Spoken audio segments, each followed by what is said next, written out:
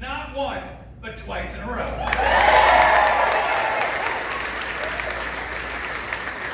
I am living, breathing proof. The Democrats can win anywhere, and we should be fighting everywhere. And I'm here to tell you, in Iowa, you're going to elect a Democratic U.S. Senator. Yeah!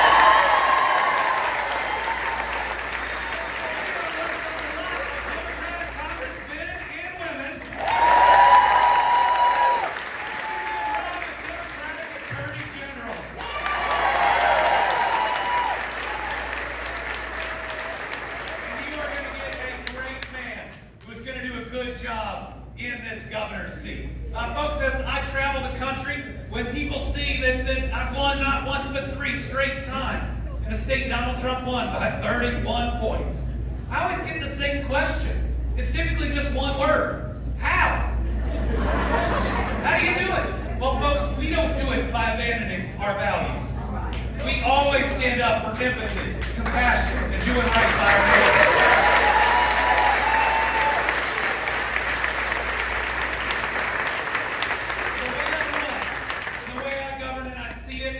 Every day is 3 parts. Number 1, I stand up for all my convictions. I push back against discrimination every time I see it. But I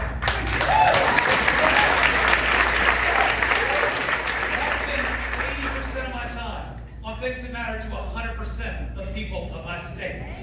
I love that you're all here. I love that you're thinking about this next election. But when most people wake up in the morning, they're thinking about their job, whether they make enough to support their family. They're thinking about their next doctor's appointment for themselves, their parents, or their kids. They're thinking about the roads and bridges they drive. How about the public school their kids go to? They're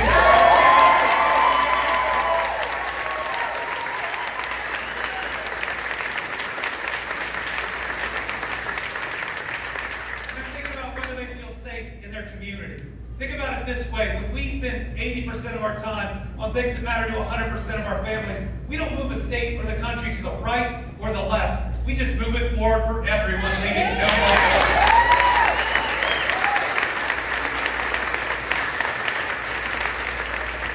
The second thing I try to do, Rob does really well. I try to talk like a normal human being.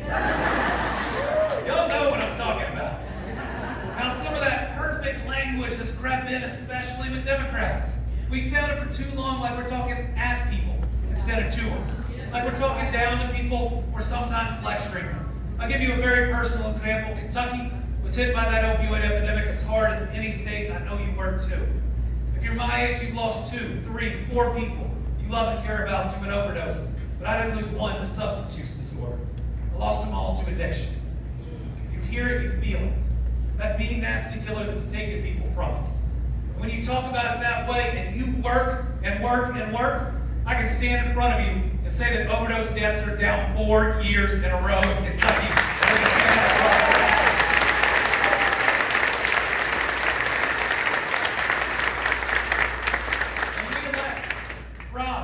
When we elect Josh Turk to the U.S. Senate,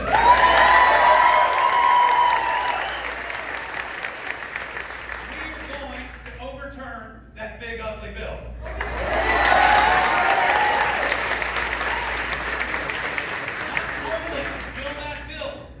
Devastate rural health care in your state and in mine. It will take food off the table of people who need it. Pastor, the miracle, the fishes and the loaves is so important. It's in each of the first 4 books of the gospel. If there is enough, no one should starve. But I'm telling you, we are not going to overturn that bill if we're saying seniors and kids are going to be food insecure. It's that kids can't concentrate at school. Why? Because they're hungry. Seniors can't sleep at night. Why? Say it, because they're hungry. We've got to make sure people know how passionate we are about improving their lives, about living out our faith and values, and our language is a really important part of that. But the last piece is the most important, and it's one of the reasons I support Rob so much. As Democrats, we're really good at the what. We're really good at the policy. We can tell you policy point 2, sub point 3, bullet point 4, I. We got to speak a little less about the what and a little more about the why.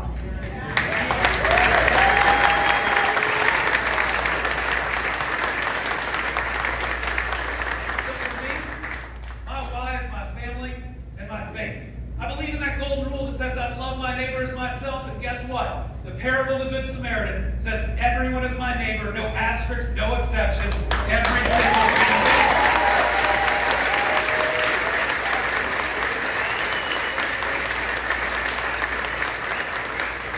And let me tell you, as the governor of Kentucky, a place that's tougher, maybe even redder than Iowa, what it's like when you share your why. So I'm running for re-election in 2023.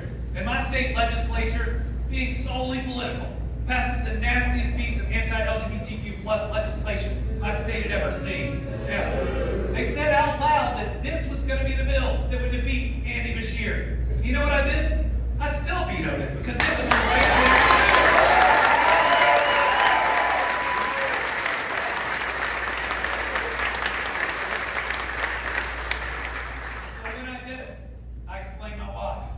I went in front of the cameras just like Rob will.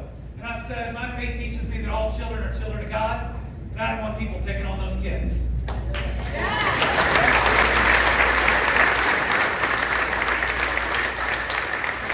I'll never forget the next day, I'm opening a factory, because the next day, we've always got to be opening a factory. That's the 8100 rule. And a guy in a trucker hat makes a beeline towards me. And I thought, oh goodness, I've been here before. But he comes up to me. He sticks out his hand. He says, Governor, I'm not sure I agree with what you did yesterday, but I know you're doing what you think is right. He patted me on the back, said, I support you, and walked away.